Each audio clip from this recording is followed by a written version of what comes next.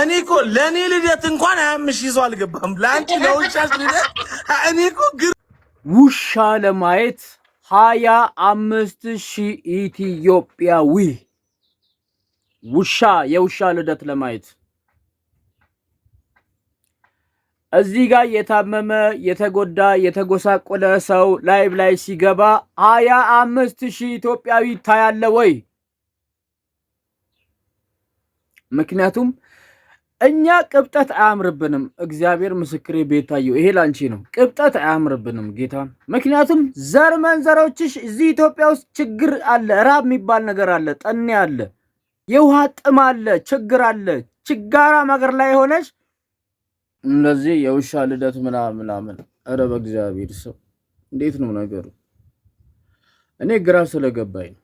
የታመመ ሰው ለማሳከም የተጎዳ ሰው ለመርዳት 25,000 ኢትዮጵያዊ ገብተታ ያለው ላይቭ ላይ አታይም። ጌታን ፍታው አይደለችም እቺ ምድር። ዞሮ እኛ ቅብጠት አያምርብንም።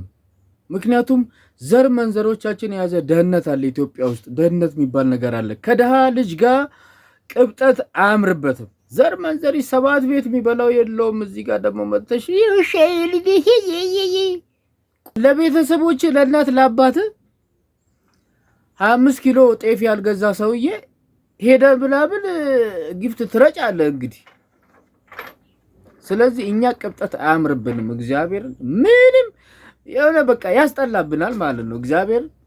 ምክንያቱም የደሃ ልጅ ሲቀብጥ አያምርበትም። በቃ አትቅበጡ። ምንድነው ይሄ? የውሻዬ ልደት ምናምን ደግሞ በልደት ቀን ነው እንዴ የውሻሽ ልደት?